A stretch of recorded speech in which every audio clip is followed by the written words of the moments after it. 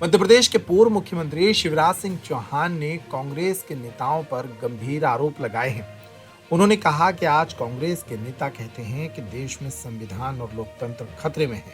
जब कांग्रेस का शासन इस देश में था तब क्या क्या नहीं हुआ। उन्होंने कहा कि मुझे 17 साल की उम्र में जेल भेज दिया गया था, तब लोकतंत्र की हत्या किसने की थी।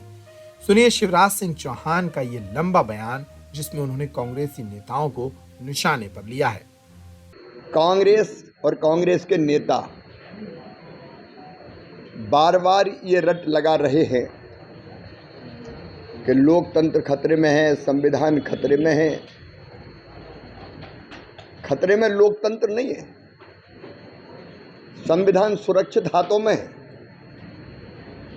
खतरे में अगर कोई है तो कांग्रेस है, कांग्रेस खतरे में है।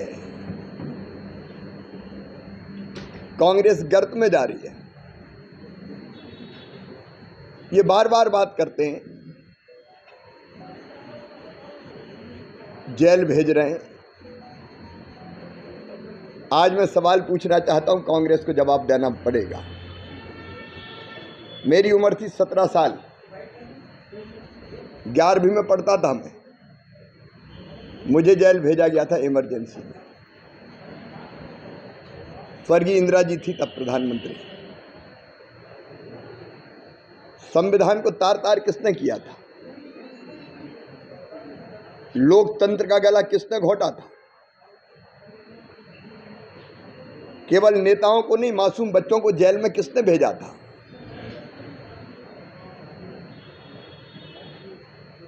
आज एक बात साफ है, पहले यह धारणा रही होगी कि नेता कोई कितना बड़ा भी अपराध कर दे, भ्रष्टाचार कितना ही कर ले, उसके खिलाफ कोई कार्रवाई नहीं होगी। धारणा बन गई थी जनता की। लेकिन ये भारतीय जनता पार्टी का शासन है, प्रधानमंत्री श्री नरेंद्र मोदी जी है। अगर कोई गलत काम करेगा तो जेल जाएगा। कांग्रेस ने तो निरपराधों को जेल भेजा था। कांग्रेस की हालत खिसियानी बिल्ली खंबा नोचे जैसी हो गई है। राहुल गांधी जी अजीबोगरीब बयान दे रहे हैं। बीजेपी अगर जीती तो देश में आग लग जाएगी।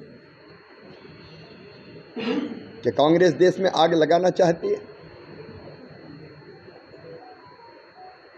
क्या श्रीमती सोनिया गांधी राहुल गांधी के इस बयान से सहमत है? जमीन पे कुछ बचा नहीं है और इसलिए देश जल जाएगा, आग लग जाएगी। इनने हर अच्छे काम का विरोध किया। कश्मीर में धारा 370 हटेगी तो आग लग जाएगी, पत्ता भी नहीं खड़का। भारतीय जनता पार्टी अपने रिपोर्ट कार्ड के आधार पर जा रही चुनाव में। कांग्रेस ने तो कभी पेश नहीं किया। लेकिन भारतीय जनता पार्टी ने मोदी जी के नेतृत्व में 10 साल में जिस ढंग से भारत का निर्माण किया है, वैभवशाली, गौरवशाली, संपन्न, समृद्ध, शक्तिशाली और विकसित भारत,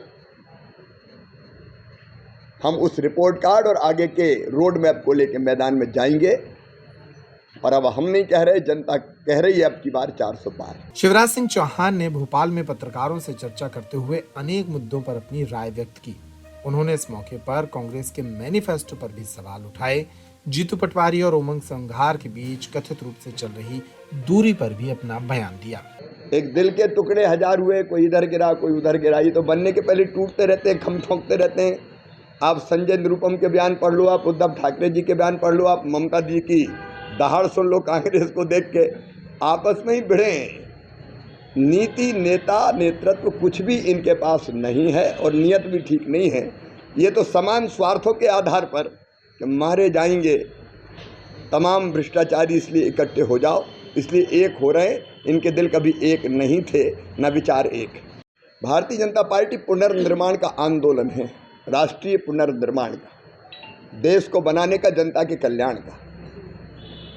और जो अपने देश की सेवा करना चाहता है, वो भारतीय जनता पार्टी में आना चाहता है, तो भारतीय जनता पार्टी उनका स्वागत करती है। कांग्रेस के पास कोई आधार नहीं है। उनके वादे झूठे जो कभी पूरे नहीं होते।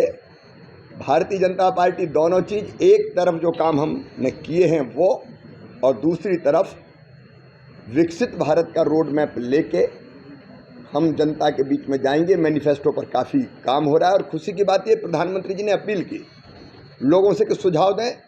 हमारे पास हजारों सुझाव आए हैं, उनका अध्ययन हो रहा है और जल्दी सुविचारित, और केवल सुविचारित मैनिफेस्टो नहीं होगा, उसको ज़मीन पर उतारने का।